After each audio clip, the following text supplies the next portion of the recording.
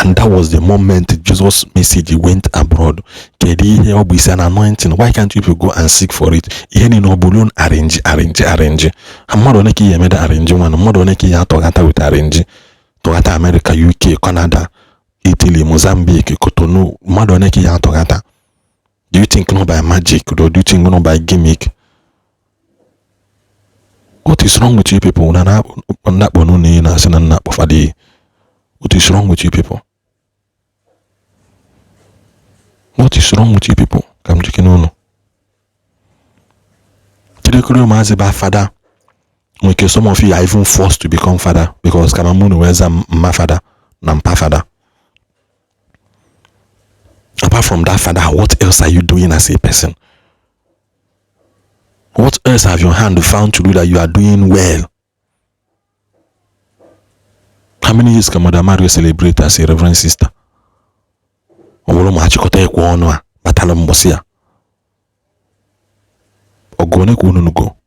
many souls have you people won for the church? How many souls have you won for the kingdom? How many people have you successfully planted in the church? Follow them till they grow and become matured. Every time you could be soon able to be asiruno. What can memelo no separate message in car? What can memeli auno? Kuno go de bala unna office here de loan new. Code one. Kwenu, friends. Stay in the left 3 lanes.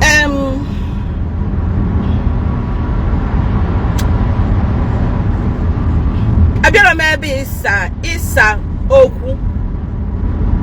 Abiola maybe to respond to stupid comments. But Abiola maybe can call no. Ihuna maro. It's a complete shame. Muno kwetara mune kweta ho.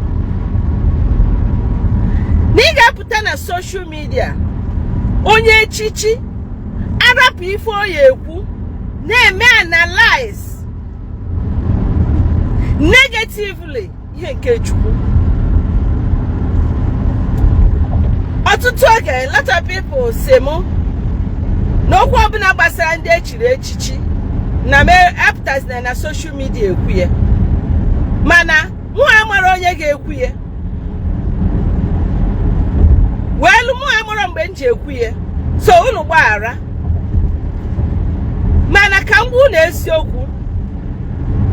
It's not about Ebukobi, Muhammad Mario. It's about the innocent souls on social media. And are scandalized. Now, brother Ebukobi Garananke Cardinal Peter Obareke. Unamari for Jije, Unamari Feyania discourse. If a social media goes, Ebony goes here. But where goes the chaya? Internet where boroko. Oh, where bro shameful thing.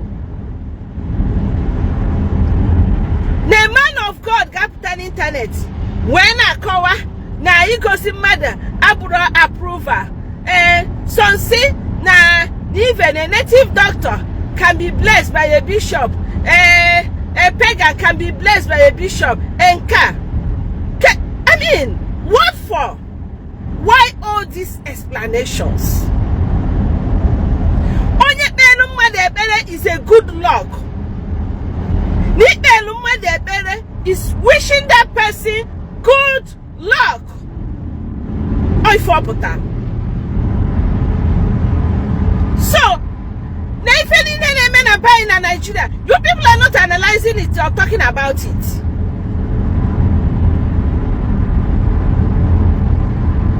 Yes, you people are not talking about it, are not analyzing it. And then madu kita ano asona strike. Afuga don't any of you kulie. And then madu unade ekwe. Nendu kochukwa yo neke mgbe this year ka atorobuo afume ebu na-ekwu. Na ihe ọjọọ dị iche iche na-emenu. Una na-achọ cruise. Nkwo na sina Mother Mario ekwu na Mother Mario abịa n'ime attack. Ogo for the understanding mad na akpari unu na social media. One reason ha ji ha ma akpari unu. Give me one reason why they will not insult you. When you come on my comment section and insult me, either with your fake account or with whatever, my followers will give it back to you. It's normal. Not to talk of Ebukobi, Nwanne, millions of lovers. If you insult him, if you write nonsense about him, they will insult you, his lovers. We can't control it. We can't stop them. Because he bad in your way. He happened he gave me their name also. Otekwana Nabara. Say the magwa school no ku. Una na chokwa every do una na abo. Una since one can wabu Ebukobi name if any no name for some months now. I've never seen any of you praising him except the good ones. Except the good ones. God bless you people. Ndigbo acknowledge. Of course, hundreds of you out there that is acknowledge the good things of the Lord. Many of you still call me, inbox me and say, Mother Mario, God bless you for what you are doing for the church. Why some of you are seeing it as those attacking the church? Because your name is church. Because it will dogu.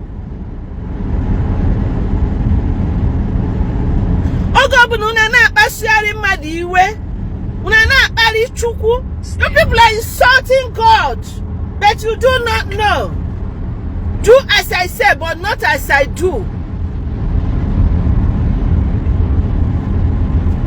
Echini na nkuchakwa nka unedela akwụkwọ chebekwa kpọba phone dị n'enyi kpọbara meeting tiebe m na meeting program because Mother Mario should close her mouth.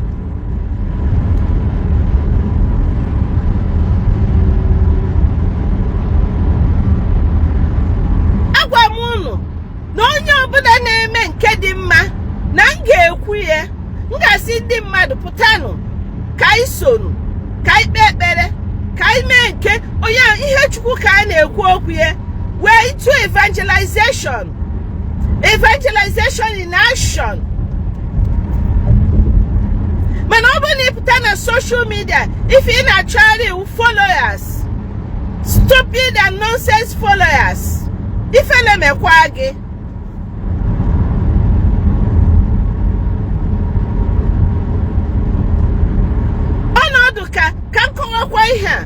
ogo ụfọdụ n'ime unu fụ onye sister ebe oyi colored wu efe na abụrụ efe sister okpu hovel ọdị unu ka hey nke a bụkwa arụ. America ka mbi even na Nigeria ụfọdụ ndị congregations na-eyi colored. Oge anyị ji eyi habit rukwa ya eyuru habit does not make a monk. Ọ bụrụ habit melụ m ife mbụ, ọ bụrụ ya enye m ike nje ekwu ife m na-ekwu esiokwu na-agwa unu. Ọ bụrụ efe ndị ọ bụrụ velu na-enye m ikikere no Jesu onye nke nna alụlụ ọlụ. Unu ga-afụkwa ndị ụkọchukwu ebe ha you colored. It's okay for you people. Mana unu fụ onye sister ebe o you colored, anya unu asị na nke ọ bụkwa ezigbo sister. Onye ọbụla na-support Ebukobi will fake father, fake sister. Mana onye ọbụla na-ekwu against him would the real one. Ihe na-emekwa unu. Ghana pages ha is about topic of explain. Una go explain tire. So photo ko unu hụrụ na-ekwu okwu. Nke ka wumbido. Asim unu ka hụ photo na video ebe a na-egosi. Una na-eme mkpọtụ, na-eme analyze, na-akọwa shares. Ike ga-agwụ unu. Nke ka wumbido. This is just the beginning. Ogo unu bido blackmail wanyị ka m bido na m. Ogo unu bido blackmail wam. Enwe m only 72 followers. Today, how many followers do I have? 115,000 followers. So here me continue on our blackmail. The more you blackmail, the more you lift us higher. Since you no be draw blackmail wa ebukobi, how many followers come where? If one na this year 300 days crusade, that is okwekwe hokuku. So continue. Post on na page kunu nyakwo followers. Ngwa analyze. Makona dio ofugo mo fonye nke post kwa m n'ụtụtụ a as usual. Madu tag him sim no because anytime you ha no okwu ebuka ekwensu no ha n'ime ebilitesia nkwu ha okwe any day nkwu ha no okwu ebuka obi that the devil in them, the demon in them ekunie hane report hane oh my God ifele mekwu unu ifele ma me makadesi okwu ka na-ekwu. I'm not ashamed of telling you people the truth, and I'm not afraid of what you people can do. I'm only afraid of what God can do, and God will shame all of you very soon. We came into this life aside to follow Christ, to be a witness to Christ in death and alive. I've already signed it. Mambu sister, Mamburo sister. I will live till I die to be a witness to Christ. Muno burum anywhere. Uno tielebetia unewepu. I will live to be a witness to the truth.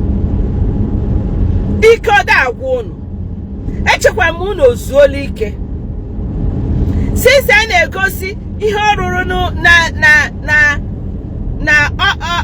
opala. Unamo otu na seme nke ha attack. Unamo otu na seme nke ha attack. In psychiatric hospital oru, unamo otu na seme attack. You people have to start. Go and read 1 Corinthians chapter 13 about love. That's why I am wearing love. I want to preach love to all of you who claim to be this or that. While all you do is do as I say, but not as I do. You are not practicing love. I can't see any love in you people. Those concerned. I can't feel any love. Shame on to you people. You people are murdering the church. You people are killing Jesus the second time. Go and mind your business. Go and mind your business. I'm telling you, make this video go viral. I am telling you people,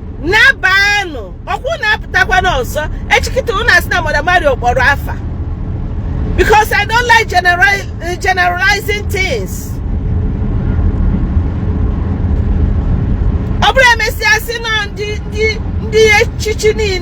All servants of God, all on car. It's not all on car. And when they're when they're trying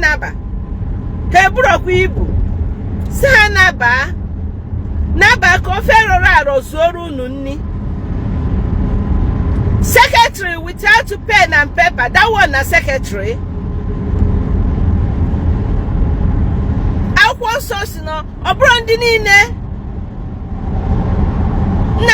Na boku chuku. Gaga neze. On that day, he will tell you, yes, I know. You did this for me. You did this for me. You were this. You were that in the church. But he will tell you, I do not know you. Am I wrong? Stay in the left 3 lanes.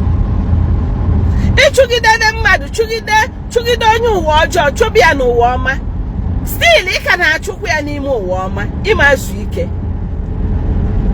the more you talk about Ebuka, the more you are giving him population. The more you talk about Mother Mario, the more you're giving me more lovers. You don't know?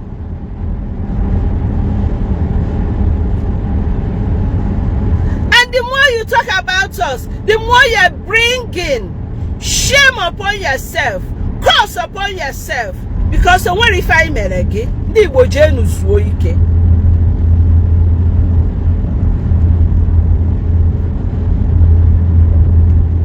Ofonye in Boston yesterday, see Mother Mario, abashitezi ne brother Ebuka, na chukwu ya geji aki abashiterie. It's not like him na abashiterie, but our opportunity, igwu munnem ni fe ha na-eme bụ arụ. And it's an opportunity to talk to all those innocent souls on the social media. N'ihe ndị ahụ na-eme dị njọ, ha pụche na ọ dị mma, maka ha na-eklem na ha na-alụtara ụka ọgụ. Unu na-alụtara ụka ọgụ, mana unu nọ ya a na-egbusisi ndị nke ụmụ nke Chukwu ebe niile na Nigeria, ọbụrụ sọsọ na East. Ndị a niile na-eme ihe a, ụmụnne ha kwa. Brother Ebuka Obi eme nne ha one thing or the other. Yes. Kwara maka Chukwu mechinata ọnụ gị. Onwere ife ọjọọ dị mmanụ na-eme. Megidekwanụ m mbọ osuru echi, mmadụ emechikwa ọnụ. Mbọsọ ọbụla unu mere, nwa ga-ekwukwa. The worst wuzi na followers anyị comment ya kpali afa ha si na anyị nwa. Ha si na fake account anyị. Ịbịakwa na my own page, ịbịa kpalia mụ. Iche na ndị follow m n'anya ga-agba gị nkịtị, ha ga-curse gị out. I'm telling you, bieba bariamu, I will allow them to give it back to you, both spiritually and physically.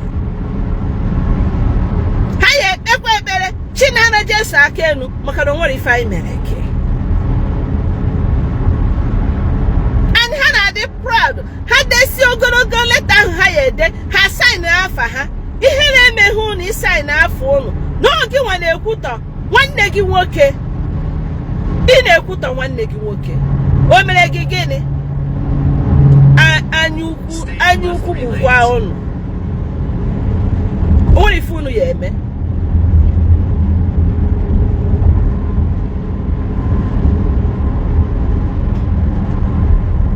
Speaking by the power of Jesus Christ who called me, who has empowered me to bring the good news to the world.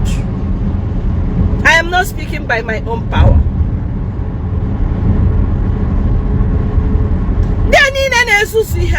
You have families, you have brothers and sisters. Stop bringing curses upon them. If you think you have abundant graces because of whatever you think or whatever title you think you have, remember there are weak ones around you who may not escape it. Have mercy on them. For their sake, have mercy on them.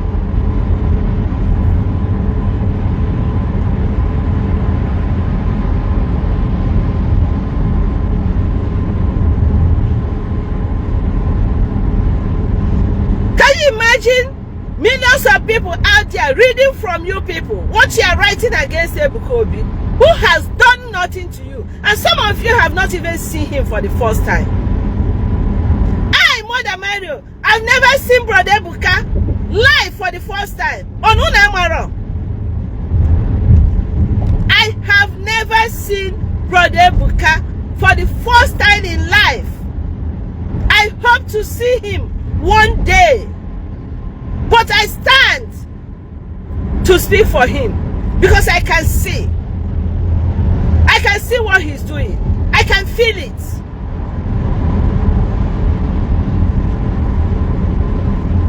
Nabanu je roro chukwu oru. Jenu ro ihe chukwu kpọrọ unu ka unu bịa mee. Unu akparizina. Yesterday, I posted video ebe mụ na my cousin and my classmate in egwuregwu. Imana onye kpọrọ onwe ya onye sista bịa n'okpuru ebe ahụ dee Mother Mary akparịzi n'onwe gị maka na na-egwu egwu. Unu gaa na social media ka unu fụ ndị sista ndị ọcha ka ha si egwuli egwu ibe ma ha na ndị fada ha na-egwuri egwu na social media, mana ọ bụrụ na ala Igbo ọ bụrụ arụ here mekwa unu.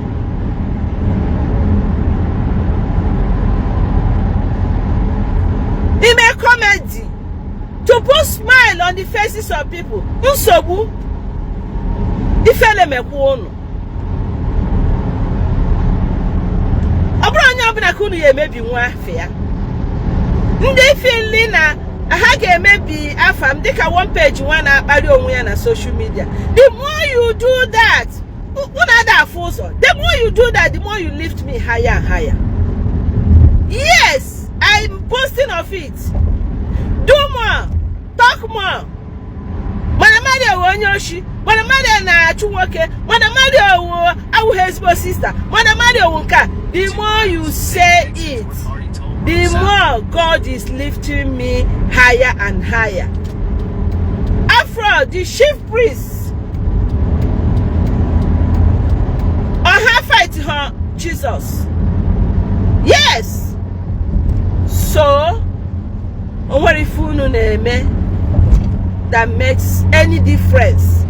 All the nakwụkwọ nsọ, ọ bụ na ị na-arụrụ Chukwu ọrụ, people will talk against you. People will do all sorts of things against you. To the extent that they killed Jesus. Nke anyị wụ ọnụ ka a na-enye anyị, mana ha gburu Jesus. Ndị Juu ụmụnne. So if nne m abụrụ ihe ọhụrụ, mana echekwa mma ya otofego nka. Ụmụaka na-awụgharị na social media. Ụmụaka anyị nwa mbọsị amụsịrị ha. Ana akparị ati ha na broda ha. Maka na ifile na-ebu nke a ma ọ na-ebu nke ọzọ. Onye kwasị na a na-akparị ha.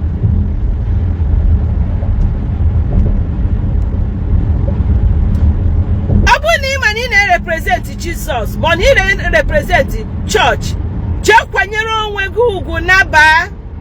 Respect your family isi pụta. Respect your family.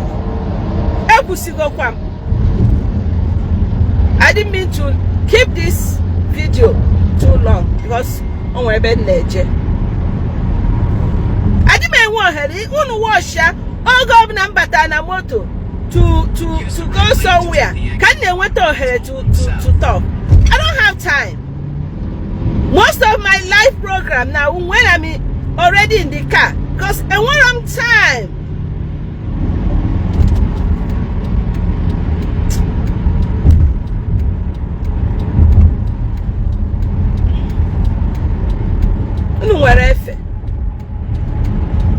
Take the exit. I be over there ịlụ ọlụ nke Chukwukwa. So I nwere time in America. Only na-arụ ya page in hour. Ọ bụrụ ndị na-ajụ ụjọ ọrụ, ma ịrụ ọrụ ma ịrụ ọrụ, akwụọ ha ụgwọ. Ọ bụrụ na ịrụ ọrụ n'obodo aha gị bụ sorry, ya akwụ bill gị. Nwere ihe ya arụpụta. So na-elezizi na around. Na Nigeria lazy around. Inanya ndị a niile na-eme ihe a na social media. Ha chabi na Nigeria. Onwe servant of God n'obodo oyibo ya na-esusunu. Ndị nke niile n'obodo oyibo adị esusu na social media. Ha na-agba mbọ. Even in a comment ha, if ka ha na-ekene Ebuka Obi for ihe o mere. Go and check it. Quote me. Dini na ha so na agbara Chukwu odibo n'obodo oyibo. Onwe nke ihe afu na esusu because their times are precious. Ndị afu na eme ihe a niile dike bi na Nigeria. Na nwere aka ọrụ jee nụcha aka ọrụ. O nwere ife ọzọ jee n'ụlọ ọgwụ jee kpebere ndị mmadụ ekpere. Echikita ọ na-asị na Mother Mary na-akparị ọnụ.